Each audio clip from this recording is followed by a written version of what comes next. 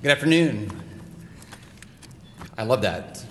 Play where the puck is going. You know, that's a great metaphor for the budget as well as for life in general too. And I'm just so thankful to be able to be here with the Chamber. Thank you for hosting this luncheon again. It is a great opportunity to be able to share the direction of our state and the state's finances with respect to the budget. Each year, the Constitution requires the governor to set forth his or her budget by December 15th for legislative consideration. And then the legislature takes that up when they come into session, this time the third week of January. And like household budgets, a state budget is constructed in light of external factors. And our proposed budget is built on four foundational principles. One, we're going to live within our means. Two, we're going to set our priorities by our Constitution. Three, we're going to fix what we have. And four, we're going to finish what we've started. But first, our progress, because it's pretty exciting. We've been experiencing some growing economic momentum, and jobs remain strong. Business creation is up. You've seen it. There's Point Thompson, more trucks on the Dalton, more flights in and out of Deadhorse, announcements about more investments. Things are beginning to boom, and I hear from business owners from across the state that our commitment to growing opportunity is lifting communities. Tourism is up, mining is strong. I think because of our pro-growth policies, people are bullish on Alaska. The tide's rising as billions of new dollars flood into oil field investments, creating thousands of new opportunities for Alaskans. Even just this month, employers and employees across the state will have $90 million more in their pockets because we have a solvent unemployment insurance trust fund, and because of legislation our administration championed this last year to stop those automatic increases of your payroll taxes. That is money better spent by Alaskans and Alaskan business owners. The state's financial footing is also the envy of every other state. Alaska's permanent fund, worth over $48 billion, larger than any U.S. endowment fund, private foundation, or union pension trust. The state has budget savings beyond that, worth almost $17 billion. All that, plus a AAA bond rating, which saves the state and municipalities a lot of money because we get lower interest rates on our debt. And like many Alaska households, we also, when we're creating a budget, have to look at this income and expenses in relationship to the savings we have. And as you know about the revenue forecast, that's the income side of the equation. The state builds its budget based on forecasted oil prices. 87% of our reoccurring revenue comes from oil, taxes, and royalties. Last spring, the oil forecast for the coming fiscal year was for more than $111 per barrel. As you know, the fall revenue forecast released last week says that price is more likely to be around $105 per barrel. That is a $1,460 million change in revenue, downward from what we were anticipating last spring. For the state, lower oil prices means less revenue. I have to just stop here because opponents of our new oil tax system, the More Alaska Production Act, were quick to jump up and say, see, told you so. See, look, low revenue. But the math proves otherwise. At $105 a barrel, the $2 billion difference between the fall forecast and the spring, that's under ACEs. That shortfall is under ACEs. And the More Alaska Production Act numbers are very similar to that. Because what you see with tax reform, what we did is we lowered taxes at the higher end and we raised them at the lower end to better protect Alaskans. At $103 per barrel, which we just saw some weeks ago, per barrel the state actually takes in more revenue under the More Alaska Production Act than it would have had we stuck with ACEs. So I digress. Let's go back to the budget. In 2013, we have tackled those long-term production issues, generated that strategy that's bringing in billions of dollars of new investment, better protected Alaskans at these lower prices, and together with, in part because of these lower revenues, we're at a place where we need to tighten our belt on expenses and manage for these lower oil prices. That's what we've done historically with Alaska's savings, and that's what we're going to be doing this year. I've spoken a bit to the state's income. That's the revenue side. Now let's talk about the expenditures, the expenses, or the spending side. I have consistently led with the principle that the state should live within its means, just like we all have to and should within our own households. That's become more possible during the 2013 and 14 legislative sessions because both majorities are willing and able to commit to responsible fiscal restraint. Now, last year, we were able to reduce general fund spending from $8 billion to $6.9 billion. So that was a $1.1 billion decrease in spending. This year, I'm proposing another substantial reduction, another $1.3 billion from the general fund. So our total general fund request is $5.6 billion. To save Alaskans money, billions over time, I propose the Alaska legislature join me in doing something the President and Congress have been unable to do at the national level with the federal budget. And this is where I look to our Democratic friends and colleagues across the aisle, because a couple years back, they proposed something like this. I've taken that idea, improved upon it, and put it in front of the legislature this year. We're going to address the fastest growing item in our state operating budget, Alaska's unfunded pension liability. Back in the day, the state of Alaska had defined benefit pensions that proved very costly. Now, legislators stopped digging that debt hole deeper when they closed off the defined benefit program to new state employees beginning in 2006 and created a defined contribution program. But we still owe about $12 billion for these earlier pension systems. It's a debt we Alaskans lawfully owe for past contracts, and it's currently unfunded.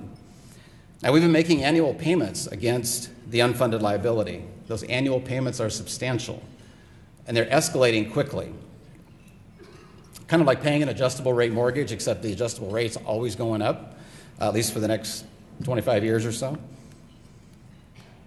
The rising payments on the unfunded pension liability not only squeeze the operating budget, they're unsustainable. It's also wrong because it leaves a sizable debt for our kids and grandkids to pay off. We should not put this debt off on them. We should do what we can with what we have now to pay it down. On its current trajectory, Alaskans would be spending more than $1 billion annually on this one line item. Think about that. More than $1 billion for one line item for a past debt, squeezing our operating budget for the other agencies and the other services that we need to provide.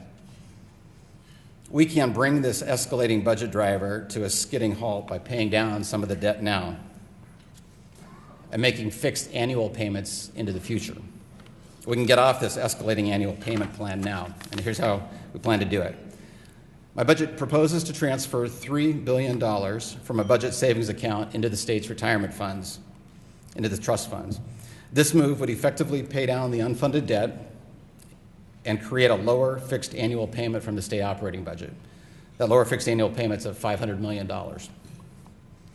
So let's take a look at reserves, because we can use them wisely, I hear, and we now have $12 billion in our Constitutional Budget Reserve Fund.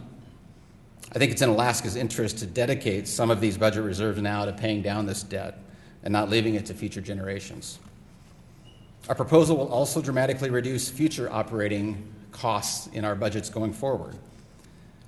These lower fixed payment levels, compared to the path we're on today, will make a big difference.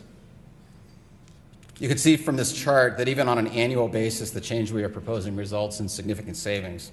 For example, and I know it's hard to take a look there, but if you look at the line at fiscal year 16, so 2016 is on the left, third line down or so, that annual payment would have risen to $766 million in that first column after 2016. That's the payment plan we're on now. Instead, we'll pay $500 million, and we will save in fiscal year 16 $266 million from the path we're currently on. And then fast forward to 2029, go down the chart on the left side there to 2029, it shows that on the current payment plan, we would owe $1.2 billion from our operating budget. But instead, our children or grandchildren will be paying $500 million, saving, in that last column, $706 million in that year alone from the path we're on today. Pretty substantial.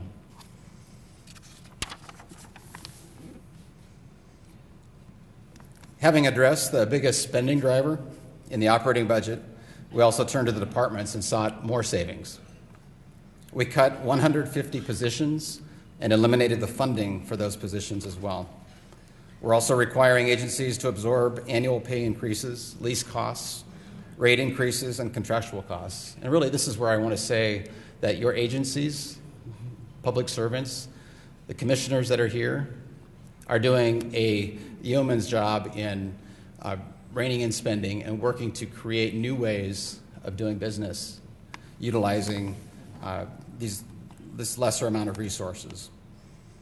And I think it's actually time for me to just ask my cabinet to stand up, because we've got some cabinet members here who've worked very hard, including our budget director and governor's office staff, chief of staff. Would you all stand up if you're a member of the cabinet, please? And let's give them a hand for their service, too.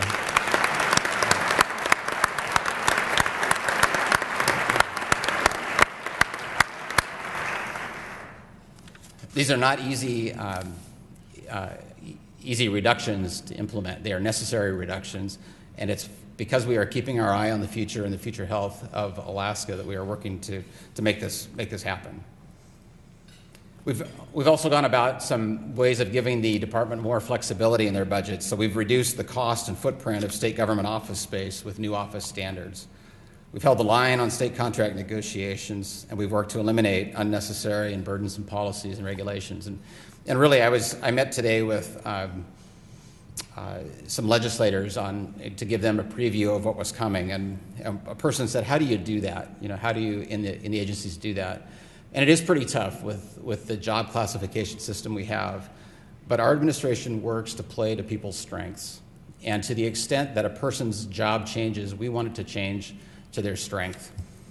We're not only working to live within our means by reducing spending and stopping our biggest budget driver dead in its tracks, but we're also prioritizing spending based on constitutional principles.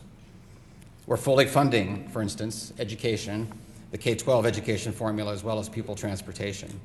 We're still forward funding education for fiscal year 16. We're funding a new initiative in education to bring even more quality teachers into classrooms across Alaska through our digital teaching initiative.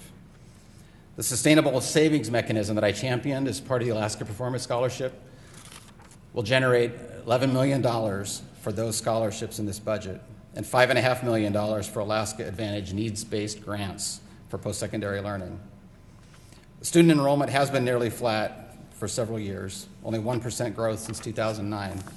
The budget for education has grown between 18 and 19% since that same year. We're going to continue focusing on education as a priority, and I think this will be a key area for innovation and discussion with the legislators during this session. Public safety, stronger than ever, more than double the number of VPSOs, more troopers, trooper posts, investigators. When it comes to the state budget, we're also going to fix what we've got and finish what we've started. And what does that mean? Well, whether it's schools, airports, roads, public projects, we've got to maintain our existing infrastructure. When I became governor, I set a target of annually funding deferred maintenance needs at $100 million per year for 5 years. I've made good on that promise, and in this budget, that deferred maintenance money is back in. These funds have allowed state building managers to plan, schedule, and complete deferred maintenance projects statewide. Additionally, before we start new projects, we need to finish what we have begun. I will work with legislators to secure funding to complete projects such as the engineering buildings at the University of Alaska Anchorage and Fairbanks. We'll finish the K-12 school construction project in Kwethluk, part of that Kasaili settlement.